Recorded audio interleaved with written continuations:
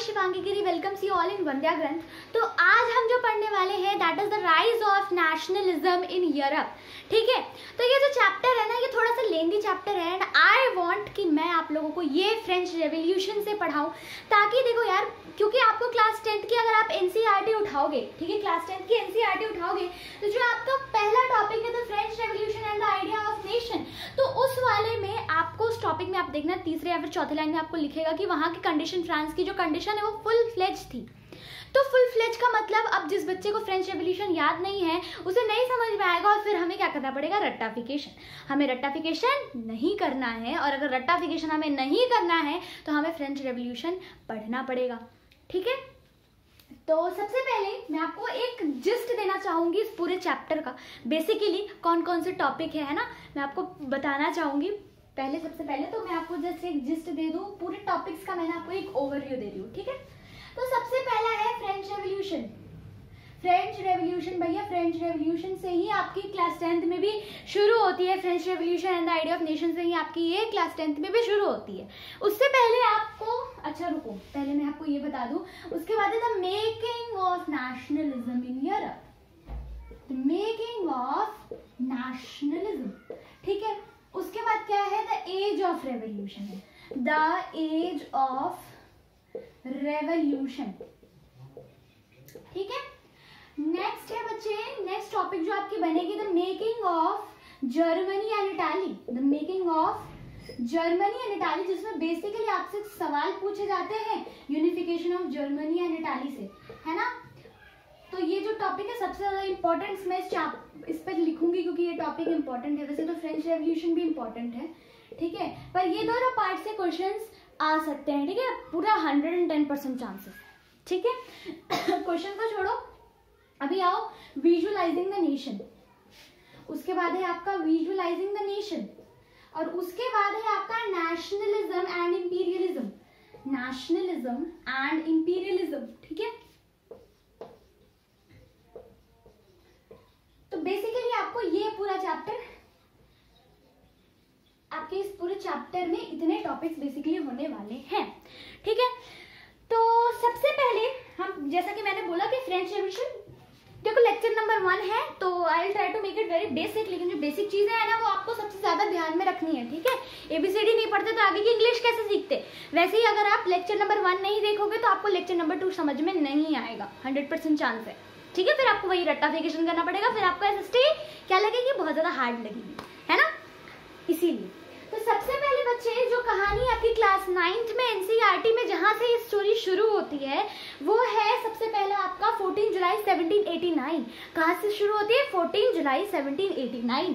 तो हम यहाँ पर भी ये कहानी कहां से शुरू करेंगे, 14 जुलाई 1789। तो बेसिकली आपने वहां पर पढ़ा होगा कि कुछ शॉर्ट ऑफ रूमर फैल जाता है, कुछ अफवाहें फैल जाती है कि जो लुई द 16 है वो क्या करने वाले हैं, लोगों के ऊपर फायरिंग करने वाले हैं, है ना, ओपन फायरिंग करने वाले हैं। तो उस कारण से क्या होगा, उस कारण से लोग बहुत सारे मारे जाने वाले हैं। ठीक है, तो लोग क्या करते हैं, उस गुस्से में आकर काफी सारे लोग, बेस्टाइल जो था वो था बेसिकली जेल था, वो उसके आगे खड़े हो जाते थे, उसके आगे खड़े हो गए थे, जाते नहीं हो गए थे, और वहां पर क्या करा था, आग लगा दिया था और जितने कैदी थे ना सबको भगा दिया था। ये थी आपकी कहानी। अब बेस्टाइल पर ही क्यों आग लगाया भाई, वर्साइलिस पे क्यों नहीं लगाया, वर्साइलिस पे तो राजा रहता था ना, बेस्टाइल पे क्यों लगाया, क्योंकि बेस्टाइल एक ऐसा जगह था, जेल था, जैसे कि मैंने आपको बताया जेल था वो, वहां पर राजा के खिलाफ कोई भी एक शब्द बोलता था ना तो उसे चुपचाप से वो उठाकर वही बंद कर देता था। That was the only reason कि लोग क्या कर रहे थे, लोग उस बेस्टाइल पर जाकर जला रहे थे, आग लगा रहे थे। ठीक है, तो ये सब हुआ कि व्हाट वर द कॉजेस, कि लोग ऐसे खड़े हो गए सीधे जाके, मतलब क्यों लगा दिया आग, क्या था वो मेन कारण। तो यही है ना आपका फ्रेंच रेवोल्यूशन। फिर उसके बाद से आपकी पहली टॉपिक क्लास 9 में शुरू होती है, French society during the late 18th century, है ना। तो वहां पर आपको बताता है कि इन 1774 लुई द 16 को क्या करा था, बॉर्बन फैमिली उन्हें एक किंग बनाया था। कब, 1774 में लुई द 16 को क्या करा था, लुई द 16 को राजा बनाया था। ठीक है, और ये जब 20 साल नहीं 15 साल के थे तब इनकी मैरी एंटोनिटी से शादी हुई थी। पता है आपको ये बात कि 20 साल नहीं 15 ईयर्स ओल्ड, 20 साल के तब ये थे जब इन्हें राजा बनाया गया था। 15 ईयर्स एक्चुअली उनकी उस समय पर शादी हुई थी। मिसकंसेप्शन निकाल देना एनसीईआरटी रीड करके आपने गलत अगर मन में भरा है तो, ठीक है। तो ऑस्ट्रियन प्रिंसेस जो थी हमारी मैरी एंटोनिटी, है ना, वो काफी ज्यादा खूबसूरत थी भाई, है ना। तो खूबसूरत होने के साथ साथ वो कहाँ से बिलोंग करती थी, एक रॉयल फैमिली से बिलोंग करती थी। तो अब ये क्योंकि एक रॉयल फैमिली से बिलोंग करती थी, अगर आप देखोगे तो आपको आपके जो क्लास 9 में एनसीईआरटी में आपको यही बात बोली गई है हर जगह कि हर जगह लुई 16 की गलती है, लुई 16 ने ये किया वो किया दिस किया डैट किया, लेकिन कोई भी इस बारे में नहीं बात करता कि कहाँ मैरी एंटोनिटी की किधर गलती थी। तो जितना बड़ा हाथ लुई द 16 का था ना, उतना ही बड़ा मैरी एंटोनिटी का था। मैरी एंटोनिटी को लग्जरी चाहिए था, जितनी लग्जरी थी उन्हें सब वो लग्जरी चाहिए था, और उस लग्जरी के लिए अगर फ्रांस के लोग मर भी जाए ना तो उन्हें कोई फर्क नहीं पड़ता था, ठीक है। बस उनकी लग्जरी पूरी होनी चाहिए, उनकी नीड पूरी होनी चाहिए। समझ में आया? तो खैर इसके बारे में बात नहीं करना, मैंने आपको बता दिया, ठीक है। तो सबसे पहले उन्हें जब वो 20 साल के थे व्हेन ही वाज क्राउन्ड, ठीक है, he was 20 years old when he was crowned. आगे की कहानी है बच्चे की, जब ये राजा बने थे अपॉन ही सक्सेशन, जब ये राजा बने थे तो क्या था, इन्हें क्या मिला था, इन्हें एम्प्टी ट्रेजरी मिला था। बच्चे ट्रेजरी होता है खजाना, एम्प्टी ट्रेजरी था इनके पास, खजाना खाली। दूसरा कि 2 बिलियन लिवर्स का लोन था 10% पर फ्रांस के ऊपर, लुई 16 के ऊपर क्या था, 2 बिलियन लिवर का लोन था। कितने इंटरेस्ट पे, 10% इंटरेस्ट पर इनके ऊपर लोन था, ठीक है। तीसरा कारण क्या था वहां की गरीबी का, है ना। तीसरा कारण था कि जब वहां पर ड्यूरिंग हिज सक्सेशन वो क्या कर रहे थे, वो 13 अमेरिकन कॉलोनीज को ब्रिटिशर्स से इंडिपेंडेंस दिला रहे थे। तो इंडिपेंडेंस बेसिकली वॉर के लिए होएगा, तो वॉर में भी इनके पैसे लग रहे थे, है ना, वॉर में भी इनके पैसे लग रहे थे, डेट था इनके ऊपर, वॉर था। और उसके बाद जो सबसे बड़ी चीज थी ना, जो थी उसकी उनकी 3rd ई-स्टेट सिस्टम थी, 3 ई-स्टेट जो सिस्टम थी ना उनकी, वो सबसे बेकार थी and was the only reason कि क्या हुआ था कि वहां पर क्रांति आई थी फ्रांस के अंदर, ठीक है। 3rd ई-स्टेट सिस्टम जो था वो एक। तो अगर मैं यहाँ पर कुछ लिखूं, ठीक है, कुछ लिखने जा रही हूँ, आपको शायद इससे कुछ याद आ जाएगा, ठीक है। तो सबसे पहले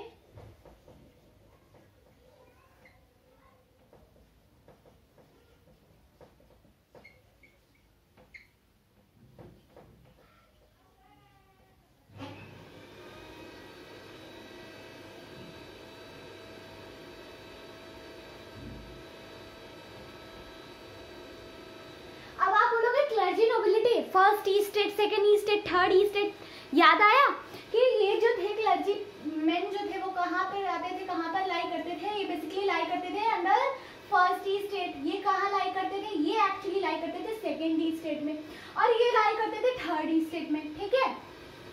तो आप अगर देखोगे तो 3rd ई-स्टेट के अंदर कौन लाई कर रहा है, 3rd ई-स्टेट के अंदर सारे के सारे मिडिल क्लास पीपल लाई कर रहे हैं। और ये जो नोबिलिटी है ना, नोबिलिटी और कोई नहीं है, नोबिलिटी ना राजा के खानदान के लोग ही है, राजा के खानदान वाले ही पर्सन है ये, ठीक है। अब देखना, आप देखोगे ना नोबिलिटी क्या है, नोबिलिटी ही ना कंजर्वेटिव होते हैं, नोबिलिटी नोबल्स जो होते हैं वही कंजर्वेटिव होते हैं। कंजर्वेटिव कौन होते हैं, कंजर्वेटिव जो पुराने थिंकिंग के हैं, जो सोसाइटी में चेंजेस एक्सेप्ट नहीं करते। आपने क्लास 9 में पढ़ा होगा, नहीं पढ़ा होगा तो मैं आपको दोबारा बताती हूँ कि ये लोग चेंजेस एक्सेप्ट नहीं करते थे सोसाइटी के अंदर, है ना। ये लोग क्या चाहते थे, जैसा चल रहा है वैसा चलने दो। अब एक बात बताओ, अगर आप 3rd ई-स्टेट में हो, ठीक है, 3rd ई-स्टेट का पहले आपको मैं कुछ और बात बता दूं, फिर आपको ये बात बताऊंगी। तो ये जो थे ना, पहला लोन किसे देते थे, पहला लोन जो देते थे ना वो लुई 16 को देते थे। लुई 16 यही है, हम ऊपर जा रहे हैं, यहाँ पे कहाँ गए लुई 16, पहला लोन जो है ना ये लोग लुई 16 को देते थे, है ना।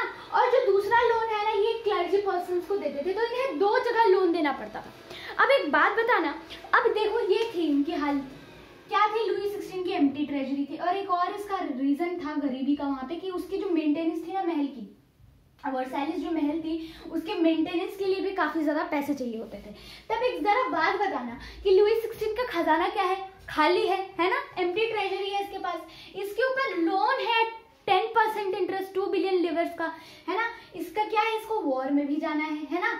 और फिर कहाँ इनकम क्या है राजा का बेसिकली हमारे भी गवर्नमेंट का इनकम क्या होता है, टैक्स होता है, टैक्स से ही सब कुछ होता है। आज भी गवर्नमेंट इंडिया की देखो तो उसका भी जो इनकम है वो टैक्स ही है एकमात्र, है ना। अगर आप देखो लुई 16 क्या करेगा, लुई 16 को अगर पैसे चाहिए तो भाई अब वो खेत में हल लेकर तो नहीं जाएगा, है ना, बेसिक सी बात है कि वो खेत में हल लेकर तो नहीं जाएगा, वो क्या करेगा, वो टैक्स बढ़ाएगा, है ना, वो टैक्स इंक्रीज करेगा। टैक्स देने वाला कौन, टैक्स देने वाले भैया थर्ड स्टेट, सिर्फ थर्ड स्टेट वाले कौन है भैया, टैक्स देने वाले यहाँ पर, है ना, और तो कोई है नहीं। ये तो राजा के खानदान के, तो क्या राजा खुद अपने खानदान से टैक्स लेगा, नहीं लेगा भाई। क्लर्जी पर्सन तो बहुत ज्यादा रिस्पेक्टेड होते हैं। ये कौन होते हैं, ये तो पुरोहित होते हैं, पूजा करते हैं चर्च में बेसिकली, ठीक है। पोप वगैरह जो होते हैं इनके सबसे हेड होते हैं, पर बेसिकली क्लर्जी क्लास थोड़ा सा नीचे होता है, सबसे ऊपर पोप होते हैं, पता नहीं इतना कुछ। लेकिन ये पुरोहित है, इनसे कैसे टैक्स लेंगे, राजा अपने खानदान वालों से कैसे ले सकता है टैक्स भाई। अब बचा तो बचा कौन, बचे तो ये लोग बचे। अब ये लोग कौन है, ये लोग गरीब इंसान है, मिडिल क्लास पर्सन है। अब इनके पास क्या है, इन्हें है अपने फैमिली का खर्चा, है ना, एजुकेशनल पर्पसेस, मेडिसिनल पर्पसेस, इन सब चीज के लिए इन्हें पैसे चाहिए। और इसमें बेसिकली पीजेंट्स, लॉयर, आर्टिजन्स कितनी कमाई होती होगी। और राजा इनका क्या करता था, इन पर टैक्स बढ़ा देता था। और कभी कभी इनके साथ ऐसा भी होता था कि जो वेज वाले पीजेंट्स होते हैं या फिर लेबर होते हैं, इन्हें वेज भी टाइमली नहीं मिलता था, ठीक है। तो ये थे कुछ, मतलब बेसिकली रेवोल्यूशन के कुछ कारण थे, कुछ रेवोल्यूशन के कारण थे कि ये टैक्स किधर बढ़ाते थर्ड स्टेट वाले।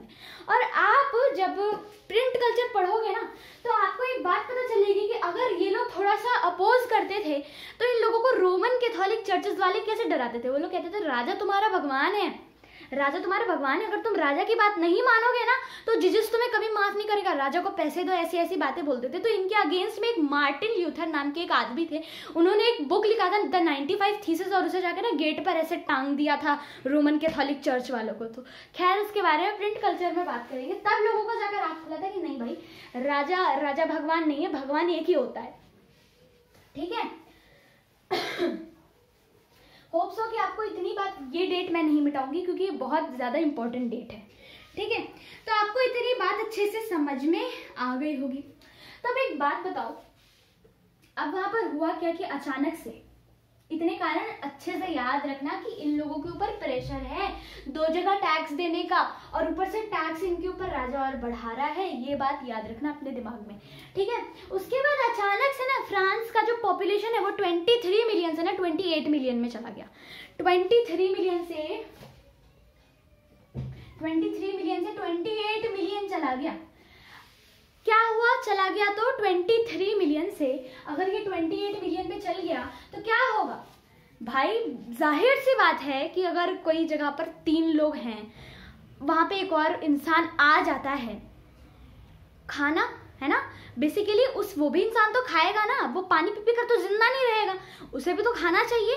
तो अब देखो भाई कि जब ये 23 मिलियन से 28 मिलियन में चला गया तो हुआ क्या, बेसिकली सब्सिस्टेंस क्राइसिस कैसे हुआ। पहली बात तो ये पॉपुलेशन वाला एक पॉइंट याद रखना। दूसरा क्या हुआ, दूसरा यहाँ पर चीज ये हुआ था कि क्रॉप फेलियर हुआ था बेसिकली, है ना, क्रॉप फेलियर के बाद क्या हुआ था बच्चे, क्रॉप फेलियर हुआ था। और क्रॉप फेलियर के साथ साथ एक और अच्छी सी बात सोने पर सुहागा ये हुई थी कि अगर मैं आपको एक और मतलब चीज याद दिलाऊं तो आपको इकोनॉमिक्स की एक टर्म पता होगी कि अगर पॉपुलेशन ज्यादा है ना, क्वांटिटी कम है, तो क्या होगा, प्राइस ऑफ गुड क्या होगा, इंक्रीज होगा। पॉपुलेशन, खाने वाले लोग ज्यादा हैं और खिलाने वाला जो पदार्थ है वो कम है, तो क्या होगा, प्राइस ज्यादा होगा। प्राइस क्यों ज्यादा होगा, ताकि जो लोग है ना वो सोचे कि प्राइस ज्यादा है तो उसे परचेज कम करे, ठीक है। और पॉपुलेशन अगर कम है, अगर लोग नहीं खा रहे उस चीज को और उस चीज की क्वांटिटी ज्यादा है, तो लोग क्योंकि खा ले तो उसका प्राइस क्या करेंगे, उसका प्राइस वो लोग कम कर देंगे, ठीक है। तो यहाँ पे क्रॉप फेलियर हुआ, पॉपुलेशन बढ़ गई, है ना। तो यहाँ पर ये कारण थे, और एक तो टैक्स था, इतनी ज्यादा बुरी हालत थी कि वहां पर एक चीज आई, है ना, वहां पर बेसिकली एक चीज हुई, दैट इज सब्सिस्टेंस क्राइसिस। अच्छा, एक बात अपने दिमाग में अच्छे से ध्यान में रखना, कुछ पॉइंट्स जो मैंने आपको यहाँ पर बताए थे ये जो थर्ड स्टेट वाले हैं इनके ऊपर ज्यादा प्रेशर रहता था हर चीज के लिए, और थर्ड स्टेट वाले पर्सन ही रेवोल्यूशन लेकर आते हैं फ्रांस के अंदर। समझ में आया? देखो, सबसिस्टेंस क्राइसिस, सबसिस्टेंस क्राइसिस। तो बच्चे सबसिस्टेंस क्राइसिस बेसिकली क्या होता है? An extreme situation where the basic means of livelihood are endangered. An extreme situation where the basic means of livelihood are endangered, मतलब कि जो हमें रोजमर्रा की जिंदगी में चीजें चाहिए होती है। अब रोजमर्रा की जिंदगी में हमें क्या चीजें चाहिए? हमें चाहिए ब्रेड, हमें तो रोटी चाहिए, लेकिन उन लोगों को क्या चाहिए? उन लोगों को बेसिकली ब्रेड चाहिए, क्योंकि वो लोग क्या थे? अंग्रेज थे भाई, ब्रेड खाते थे, वो रोटी नहीं खाते थे। ठीक है, तो उनकी जो ब्रेड था ना, उनका दाम, उसका जो दाम है वो कुछ ज्यादा बढ़ गया था, है ना। उनका ब्रेड का दाम ज्यादा बढ़ गया था। क्यों? क्योंकि भाई पॉपुलेशन ज्यादा थी, क्वांटिटी कम थी, मिलियन पॉपुलेशन बढ़ गया, है ना। सबसिस्टेंस क्राइसिस आ गया, लोगों के खाने के लाले पड़ गए, उसके लिए भी बहुत गुस्सा, है ना, लोगों ने दिखाया अपना। उसके बाद, वैसे तो इम्पोर्टेंट नहीं है, लेकिन मैं आपको कुछ फिलोसफर्स के बारे में बताना चाहूंगी, जैसे कि जॉन लॉक।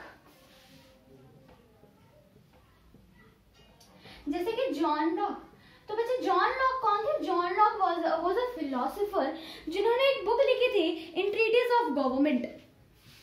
कौन सी बुक लिखी थी? अच्छा, मैं इसे यहाँ लिखती नहीं हूँ, बस मैं आपको बता देती हूँ कि एक थे जॉन लॉक जिन्होंने क्या लिखा था, इन ट्रीटीज ऑफ गवर्नमेंट। उन्होंने उस बुक में इतने अच्छे, इतने प्यारे तरीके से एक्चुअली बताया था कि अगर लोग अपना नेता खुद चुने, अपना रिप्रेजेंटेटिव खुद चुने, तो लोगों के बीच में शांति, पीस मेंटेन रहेगी। उन्होंने इस चीज को बखूबी बताया था उस बुक में, एंड वो बुक काफी ज्यादा अच्छी थी, है ना, लोग काफी ज्यादा इसे पसंद भी करते थे। और दूसरे जो हमारे फिलोसोफर हैं, that is Jean Jacques Rousseau. ठीक है, कौन थे? Jean Jacques Rousseau. इन्होंने क्या बुक नहीं लिखा था, पर इन्होंने एक स्टेटमेंट दी थी, है ना, इनकी थिंकिंग के हिसाब से इन्होंने एक स्टेटमेंट दी थी कि लोग जन्म तो सही लेते हैं, people born very good, but the thinking of the society, but the mentality of the society, what makes them corrupt, या फिर व्हाट मेक्स देम रॉन्ग। मतलब है कि पीपल, जो इंसान है, वो जन्म तो सही लेते हैं, है ना। हम जब जन्म लेते हैं तो हम निस्वार्थ है ना किसी के लिए प्यार है, ना किसी के लिए नफरत है। लेकिन ये जो सोसाइटी है ना, क्या हम जन्म लेते हैं तो हमें पता होता है कास्टिज्म क्या होता है? हमें नहीं पता होता ना। जब हम इस सोसाइटी में रहते हैं, आते हैं, सुनते हैं चीजें, तब हमें पता चलता है कि व्हाट इज कास्टिज्म। और कास्टिज्म एक ऐसी चीज है ना जो लोगों के बीच में क्या करती है? इक्वालिटी के बीच में दरार खड़ा कर देती है। लोगों के मन में रहता है कि नहीं, मेरे से नीचे कास्ट वाला है तो मतलब अनइक्वल है हम दोनों, है ना। कास्टिज्म एक्चुअली बहुत डेंजर चीज है। तो इनके कहने का मतलब यही था कि एक्चुअली में ये जो सोसाइटी है ना, ये हमें करप्ट करती है, हम जन्म बिल्कुल सही लेते हैं। अगर सोसाइटी सुधर जाएगी ना, तो जो हमारे आने वाली जनरेशन है वो कभी भी करप्ट आगे चलकर नहीं होंगे। बेसिकली इनकी जो मोटिव थी वो यही थी। अब एक इनके बाद ना मोंटेस्क्यू का नाम सुनेंगे आप, ठीक है, जिन्होंने क्या लिखा, जिन्होंने the spirit of the law में 3 चीजों को इंट्रोड्यूस किया था, that were the judiciary, legislative and the executive. अब ये जो 3 थी ना, ये हॉरिजॉन्टल डिस्ट्रीब्यूशन ऑफ पावर थी। आप पोल साइंस में, पॉलिटिकल साइंस में पढ़ोगे what is horizontal distribution of power. Basically मैं आपको बता दूं, ये जुडिशियरी, एग्जीक्यूटिव एंड लेजिस्लेचर, है ना, ये सब जब मिलते हैं तब horizontal of power of distribution होता है। ठीक है, तो आगे चलते हैं। तब बीच की कहानी हमारे काम की नहीं है कुछ खास, ठीक है। आगे की जो कहानी है ना, वो हमारी यहाँ से शुरू होती है कि जब लोग डेमोक्रेसी नहीं बच्चे, बेसिकली वो लोग कॉन्स्टिट्यूशनल मोनार्की मांग रहे थे, कॉन्स्टिट्यूशनल, संविधानिक कह सकते हैं, संविधानिक राजा का रूल मांग रहे थे। तब की कहानी से शुरू करते हैं। तो ई स्टेट असेंबली शुरू करते हैं हम, ठीक है। ई स्टेट असेंबली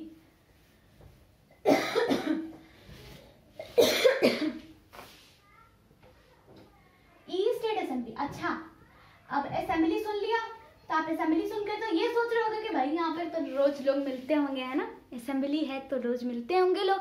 लेकिन एक्चुअली में ये जो असेंबली है ना, वो बहुत एक्सट्रीम सिचुएशन में बैठाई जाती है। लास्ट अगर हम 1774, 1780 के तरफ ले चले जाएं, तो एक्चुअली में लास्ट टाइम कब हुआ था ई स्टेट असेंबली? वो हुआ था 1614। और अगली बार कब हुआ? अगली बार हुआ 5 मई 1789 को, और ये किसने करा? ये करा लुई द 16 ने। ई स्टेट असेंबली में बेसिकली क्या होता है? 3 ई स्टेट होते हैं बेसिकली, और इन तीनों ई स्टेट के रिप्रेजेंटेटिव आते हैं और अपना अपना मुद्दा रखते हैं, है ना, अपनी अपनी बातें रखते हैं। तो बेसिकली क्या हुआ था कि वो लोग गए थे वहां पर, है ना, ई स्टेट असेंबली में, और वहां पर एक और चीज याद रखना कि वहां पर कुछ लोगों का जाना मना था। किसका? विमेन्स और जो पीपल जो एजुकेटेड नहीं है उन लोगों का आना क्या था? अवैध था, रद्द था वहां पे आना। रद्द नहीं कहेंगे, अवैध था उन लोगों का आना, उन्हें एंट्री नहीं दी जा रही थी। ठीक है, इस ई स्टेट असेंबली के बाद 4 अगस्त 1789 को 4 अगस्त 1789 को एक डेक्री पास हुई। बेसिकली इस असेंबली में क्या हो रहा था? लोग थर्ड ई स्टेट के जो रिप्रेजेंटेटिव थे वो कॉन्स्टिट्यूशनल मोनार्की का डिमांड कर रहे थे। और बेसिकली 4 अगस्त 1789 में क्या हुआ था? 4 अगस्त 1789 में 4 अगस्त एक डेक्री पास हुआ था। और उस डेक्री में क्या था? डेक्री में बेसिकली बच्चे क्या था? डेक्री में पहला तो था कि फ्यूडल सिस्टम को अबॉलिश कर दिया गया था। Feudal system was abolish. ठीक है, पहला तो था कि फ्यूडल सिस्टम को क्या किया? अबॉलिश करा गया, खत्म कर दिया गया। खात्मा। फ्यूडल सिस्टम क्या होता है? बेसिकली समांत प्रथा। इसे हम क्या कहते हैं? समांत प्रथा। ये जो है ना, ये बाय बर्थ वाली चीज है कि बाय बर्थ ही राजा है, बाय बर्थ ही क्या है? क्लर्जी है। उस चीज को हटा दिया गया। लोग अपने कर्म से बड़े बनेंगे, अपनी जाति से नहीं। और order by the legal authority, और एक ऑर्डर थी ये बाय द लीगल अथॉरिटी। ठीक है,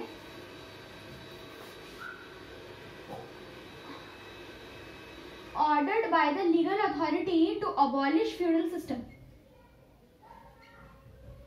bye the legal authority to abolish feudal system. ठीक है, करना क्या था? फ्यूडल सिस्टम समांत प्रथा को क्या करना था? डिस्ट्रॉय करना था, उसे अबॉलिश करना था। आगे है बच्चे सीधे कॉन्स्टिट्यूशन कब ड्राफ्ट होती है? कॉन्स्टिट्यूशन ड्राफ्ट होती है 1791 में फ्रांस में। आखिरकार वो दिन आ गया जिसका पूरे फ्रांस वाले लोगों को इंतजार था। 1791 में कॉन्स्टिट्यूशन ड्राफ्ट कर दिया जाता है। ठीक है, और क्या होता है? कॉन्स्टिट्यूशन जब ड्राफ्ट होता है तो basically it limits the power of monarch. मतलब वो क्या करता है? मोनार्क के पावर को, ठीक है, मोनार्क के पावर को लिमिट कर देता है कि भाई मोनार्क इससे ज्यादा डिसीजन नहीं ले सकता। मोनार्क की क्या पावर है, वो क्या कर सकता है और क्या नहीं, इस चीज पर थोड़ा सा रोक लगा दिया गया, लिमिट लगा दिया। Not all the citizen have right to vote. ठीक है, सारे सिटीजन्स को राइट टू वोट नहीं था। जो इंसान 21 साल के थे या फिर 21 साल से ऊपर के थे, बेसिकली 21 नहीं 25 साल के थे, उन्हें 21 साल के थे तब उन्हें वोटिंग राइट मिला। और जो टैक्सेशन है, टैक्सेशन कौन देगा? टैक्सेशन देगा जो 25 के उम्र के जो लोग हैं, है ना, अप्रोक्सीमेटली 3 लेबर्स के वेजेस के बराबर क्या करेगा? टैक्स देगा। ठीक है, आगे जाके मर्सैलिस को क्या बना दिया गया? नेशनल एंथम बना दिया गया फ्रांस का। ठीक है, और उसके बाद जैकोबिन क्लब। अब देखो यहाँ पर एक बहुत अच्छा सा नाम आता है ना, किसका नाम आता है? जैकोबिन क्लब का नाम आता है। जैकोबिन क्लब के लीडर कौन थे? Maximilien Robespierre. भाई साहब, जैकोबिन क्लब मतलब आप एक टेररिज्म का मतलब आप जाकर उनसे ही पूछ कर, और रॉब्सपियर से। ठीक है, इसके जो हेड थे वो थे हमारे रॉब्सपियर भाई। इनका दहशत था पूरे फ्रांस में इनकी पूरा दबदबा था उस समय पर। कब? रेन ऑफ टेरर के वक्त। ये भी राजा बनेंगे, अभी देखना। अभी तो ये आगे बनकर क्या करेंगे? आगे बनकर ये काफी ज्यादा सपोर्ट करेंगे, है ना। अभी काफी ज्यादा आगे चलकर ये लिबरल्स को सपोर्ट करेंगे। लिबरल्स कौन थे? Liberals were basically the people जो कि क्या चाहते थे? जो कि चाहते थे हमारा राजा जैसा भी हो, किसकी तरह हो? जो सारे धर्मों के साथ कॉर्पोरेट कर सके, हमारा राजा वैसा हो। ठीक है, इनका बेसिकली ये डिमांड था, इनकी बेसिकली यही नीड थी। और ये इक्वालिटी चाहते थे। अब इक्वालिटी का मतलब ये नहीं था कि ये यूनिवर्सल एडल्ट फ्रेंचाइज को चाहते थे, ये यूनिवर्सल एडल्ट फ्रेंचाइज का बिल्कुल अगेंस्ट थे। इन्हें यूनिवर्सल एडल्ट फ्रेंचाइज चाहिए ही नहीं थी, इन्हें पसंद ही नहीं था डेमोक्रेसी नाम की चीज़ें, सॉरी डेमोक्रेसी नाम की चीज़ इन्हें पसंद ही नहीं थी। इन्हें बस क्या चाहिए था, इन्हें बस चाहिए था कि हमारा राजा जैसा भी हो सारे धर्म को अडॉप्ट करने वाला हो, भाई इक्वालिटी ना करे बस। चाहे ये विमेन को तो राइट ही देना पसंद नहीं करते थे, इन लोगों का डिमांड ही नहीं था कि विमेन को राइट दें, है ना। मतलब ये थोड़े थोड़े ठीक थे और थोड़े थोड़े थे पुराने सोच वाले, है ना, लेकिन उतने भी ज़्यादा पुराने नहीं थे अगर हम देखें तो। ठीक है, तो मैक्सिमिलियन रॉब्सफियर लिबरल माइंड के थे, लिबरल लोगों से काफ़ी ज़्यादा प्रभावित थे और उन्हें काफ़ी ज़्यादा सपोर्ट करते थे बेसिकली। ठीक है, अब देखो अब यहाँ पर ना एक बाजी पलटी हुई।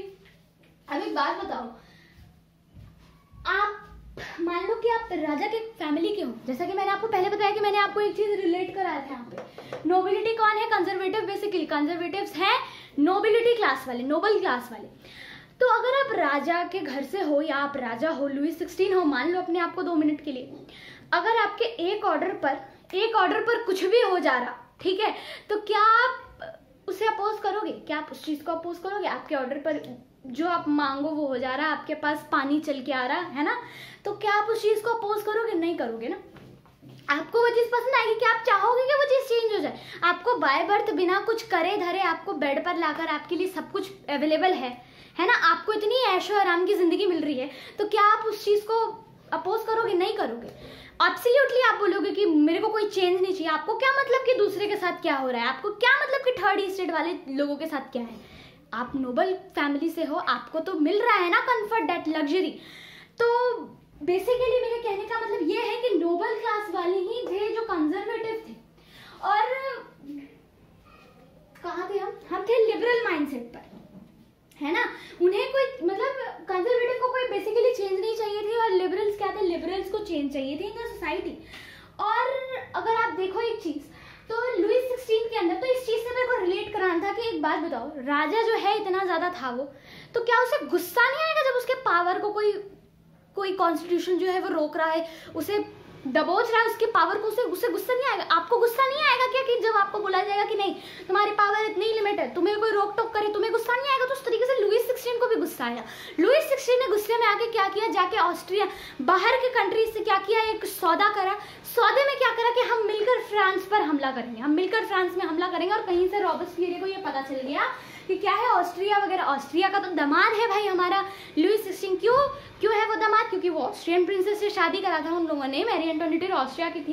तो बेसिकली उन्हें कहीं ना कहीं से तो पता चल गया, है ना, रॉबस्पियर को कि भाई लुई 16 के दिमाग में चल रहा है कि वो क्या करेगा, वो ऑस्ट्रिया के साथ मिलकर फ्रांस पे क्या करेगा, हमला करेगा। कितनी झूठी कहानी है, कितनी सच्ची किसी को नहीं पता, है ना, लेकिन ऐसा कुछ ये कहानी कह रहा है। ठीक है, अब इसके बाद में क्या हुआ, रॉबस्पियर ने क्या किया, प्लान बनाया कि जब वो लोग आएंगे अटैक करने तो हम लोग भी अटैक करेंगे। अब ये कहीं से ऑस्ट्रियन किंग को ये बात पता चल जाती है कि क्या करने वाला है लुई 16। तो भाई हमें तो पहले ऐसे बोल रहा है कि हम सब मिलकर फ्रांस पर अटैक करेंगे, और उसके बाद हमारे पीछे से क्या प्लान बना रहा है कि हम पर ही अटैक करना है। इस चीज को जानकर उन्हें बहुत ज्यादा गुस्सा आया। तो इधर जो है लुई 16 के साथ वॉर वाला गेम चलने लगा, और उधर कहीं से सबूत इकट्ठा करके लुई 16 के ऊपर देशद्रोही उसे इस तरीके से साबित करके क्या करा, उसे 1793 में क्या कर दिया गया, एग्जीक्यूट कर दिया गया, उसका गला काट के फेंक दिया। 1792 में बेसिकली लुई 16 का खात्मा किसने कराया, रॉबस्पियर ने करा दिया। अब यहाँ पर क्या हुआ, अब इसने खात्मा कराया, और लुई 16 का अकेले नहीं, लुई 16 के साथ साथ मैरी एंटोनिटी का भी खात्मा कराया। अब इसने खात्मा तो करा दिया भैया, लेकिन अब इसके बाद वहां का राजा कौन बनेगा? अब इस बात का तो उथल पुथल मचा हुआ था पूरे फ्रांस में कि अब भाई यहाँ का राजा कौन बनेगा। तो अब ये यहाँ पर मैं करके सामने कौन आता है, मैक्सिमिलियन रॉबस्पियर सामने आते हैं। कब? 1793 में। अब शुरू होगा रेन ऑफ टेरर। ठीक है, 1793 से 1794, बस 1 साल रूल किया उन्होंने, ज्यादा नहीं। और 1 साल में ही लोगों को नानी याद दिला दी फ्रांस के लोगों को। समझ में आया? रॉबस्पियर को भी उसके बाद इसने जो रेन ऑफ टेरर, जितने टेररिज्म करे, टेररिज्म का तो मतलब ये बताएगा भाई टेररिज्म क्या होता है, रॉबस्पियर बताएगा। बहुत गंदा, मतलब लोगों के साथ गंदा सलूक करता था ये। अगर एक वर्ड तुमने बोल दिया रॉबस्पियर के बारे में, रॉबस्पियर तुम्हें छोड़ेगा नहीं उसके बाद। ठीक है, बहुत मतलब हद वाला टेररिज्म मचा के रॉबस्पियर ने रखा था। और ये जितने भी वर्ल्ड में जितने पॉलिटिशियन रहे हैं आज तक डेंजरस टेररिज्म वाले, उनमें से शायद ये चौथे या पांचवें नंबर पर आते हैं। तो इससे दिमाग में बिठा लो, हिटलर भी इनके आगे कुछ नहीं है, हिटलर भी कुछ नहीं है इनके आगे। तो फिर तो भाई सोच ही लो कि ये क्या ही करते होंगे, है ना। तो भाई डेथ लुईस 16 को मार दिया। ये बने 1793 से 1794 के बीच में किंग। और उसके बाद क्या किया गया, इनको भी 1 जुलाई 1794 में इन्हें अरेस्ट कर दिया गया, ठीक है। और इनका भी खात्मा कर दिया गया। उसके बाद कौन आता है, उसके बाद हमारे आते हैं नेपोलियन। और यहाँ उसके बाद rise of nationalism in Europe आपका शुरू होता है। स्टार्ट कहाँ से हुआ है बच्चे, स्टार्ट हुआ है फ्रांस से, क्योंकि फ्रांस का दबदबा बहुत था ना। एक चांसलर थे हमारे ड्यूक मेटरनिच, जो कि एक स्टेटमेंट देते हैं, when France sneezes the rest of Europe catches cold. मतलब आप इस स्टेटमेंट से अंदाजा लगा लो कि कितना दबदबा था उस समय पर फ्रांस का दबदबा कितना था यूरोप पर। यूरोप का सबसे one of the powerful country was France, ठीक है। और ये चीज़ ना, ये बात, ये स्टेटमेंट ड्यूक मेटरनिच की। और उसके साथ साथ ये जो चैप्टर है ना, ये भी प्रूफ देगा कि फ्रेंच रेवोल्यूशन से पूरे यूरोप, जर्मनी, इटाली वगैरह सब के सब कैसे कैसे कर आगे जाकर क्या होती है, इंडिपेंडेंट, मतलब अपना रेवोल्यूशन कर वो क्या करती है, इंडिपेंडेंस लेती है अपना, ठीक है। तो नेक्स्ट लेक्चर में हम शुरू करेंगे आगे का चैप्टर फ्रेंच रेवोल्यूशन, है ना, जो आपका पहला टॉपिक है उसे हम देखेंगे, ठीक है। तब तक के लिए स्टे कनेक्टेड, है ना, स्टे ट्यून्ड, ठीक है। मिलते हैं अगले लेक्चर में, ठीक है। Thank you very much.